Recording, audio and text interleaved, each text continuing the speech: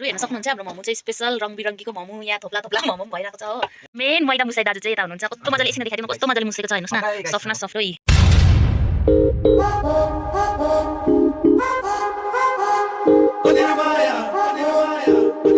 hello साथीहरु welcome back to my YouTube channel तपाईहरुलाई मेरो युट्युब च्यानलमा एकदमै धेरै स्वागत छ हो र आज धेरै दिन बाद मैले भिडियो बनाएको हैन किन भिडियो धेरै दिन बाद मैले अरु बेला किन भिडियो बनाउँदिन भन्दाखेरि चाहिँ नानी 1 वर्ष 3 महिनाहरुको भएको छ नि त र पुरा बदमास गर्छ त्यही कारणले म भिडियोहरु बनाउनु पर्दैन नि त र सर्टहरु तर हालिबस्छु प्रायः जस्तो सर्टहरु चाहिँ हालिबस्छु हो रिल्सहरु अन्त लामो ब्लग चाहिँ बनाउनु पाएको छैन नि त हैन आज चाहिँ यसो मोमो बनाएको ब्लग चाहिँ हाल्नु पर्यो भनेको नि त्यसमा नानी चाहिँ कोपीको किमाहरु पारिसके हैन प्याज पनि काट्दै थिए काट्दा नानी चाहिँ सुतिरहेको थियो नि त नानी उठ्यो हैन अहिले चाहिँ रुममा आइरहेको छु म किचनमा प्याजको आधी काट्नु छ हैन अन्त आज चाहिँ दुईवटा कलरको चाहिँ मोमो बनाउँ भनेर सोचेर त्यो मैले त्यो बिटको मोमो बनाएको प्रायः देखेको थिएँ कि त्यही बिट लिएर आएको छु पर नानाको लागि कि त्यो बिटको ट्राई गर्नु पर्यो मोमो बनाउनु कस्तो हुन्छ भनेर तपाईहरुले पनि हेर्नुस् होला हो त्यो मतलब अब नेचुरल मैदा त व्हाइटमा हुन्छ नि त हैन त्यो बिटले गर्दा चाहिँ मैदा चाहिँ अब बिटको कलरले हुँदो रहेछ नि त र म चाहिँ दुई थरीको मोमो बनाउन आँटेको छु आज तपाईहरुले पनि हेरिदिनुस् होला हो कस्तो के हुन्छ हैन र यति भन्छु प्लिज तपाईहरुले मलाई सपोर्ट गरिदिनुस् होला हैन गरिरहनु नै भएको छ तपाईहरुले मलाई सपोर्ट हैन आगे पनि गरिरहनुस् हेर्न सक्नुहुन्छ साथीहरु कोपीको किमा हो त्यो पानी निक्लिनको लागि छोडिरहेको छु नुनसित मोलेर प्याज पनि काटिसके मैले हैन र अब चाहिँ अदुवा तास्नु भनेको थिएँ साथीहरु यहाँ हेर्नुस् है दुई थरीको मोमोको डल्ला तपाईहरुलाई यस्तो कलरको मोमो खानु छ भने चाहिँ प्लिज कमेन्ट गर्नुस् होला हैन यो चाहिँ प्याज हालेको किमा नानाको लागि बनाइदिएको हैन अन्त यता चाहिँ छ प्याज हालेको किमा पहिला हामी प्याज हालेको बनाउने छ हो त्यहाँदेखि पछाडी चाहिँ प्याज हालेको बनाउने छ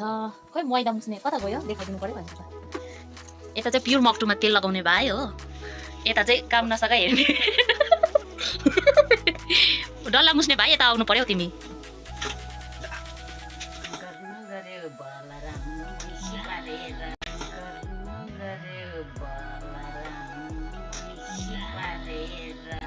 गाइस हेर्नु चाहिँ काम बिगार्यो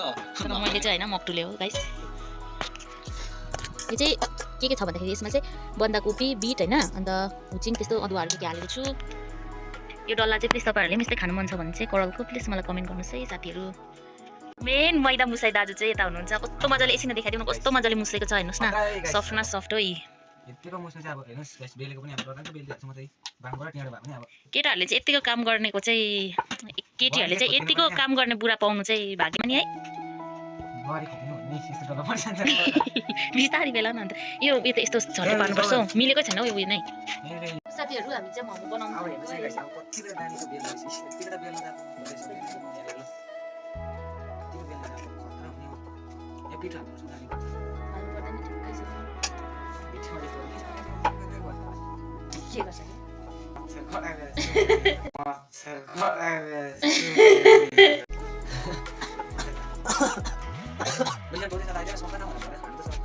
बस मोमो कति किलो बेला भाइ यसो के भन्छ यो बेल्दै यसो बेल्दै गरेर राम्रो छ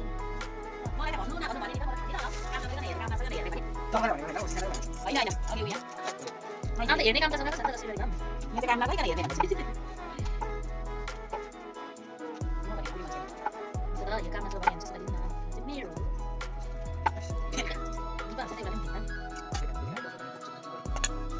कस्तो दामी बेल्दा रहेछ हेर्नुस् न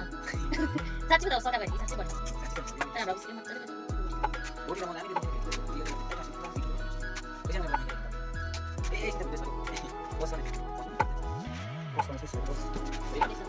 ये चौका गाइस म चाहिँ पिठो निकाल्दै छु गाइस रोटी दाजुले हेर्न के दामी देखेको अच्छा ओइ खाना गफ गरे न रु हेर्न सक्नुहुन्छ हाम्रो मोमो चाहिँ स्पेशल रङबिरङ्गीको मोमो यहाँ थोप्ला थोप्ला मोमो भइरहेको छ हो यो चाहिँ प्याज हालेको एक मक्टु रेडी भयो अब चाहिँ प्याज हालेको सुरु गर्नुपर्छ यहाँ हेर्नु नि इमोजीहरु बनाइरहेको रहेछ खेलाइ चाहिँ गर्न थाले हेर्नु नि के बनाएको यो उहाँ हेर्नु नि झन् खेलाइ चाहिँ नगर ल प्लिज तिमी चाहिँ त्यस्तै हो नि हामी त अब सुट लिने कुराउँदै बिक्रिने कुराउँदै बनाउँछ कि अब हामी त्यस्तै हो र अहिले खेलाइ चाहिँ हैन साथी हो भनेको त छिटो नै गुड मर्निङ साथीहरु म चाहिँ बिहानको भिडियो कन्टिन्यू गर्दैछु हो बिहानको भिडियो बिजो बेलुका चाहिँ देखाउनु पाइन नि त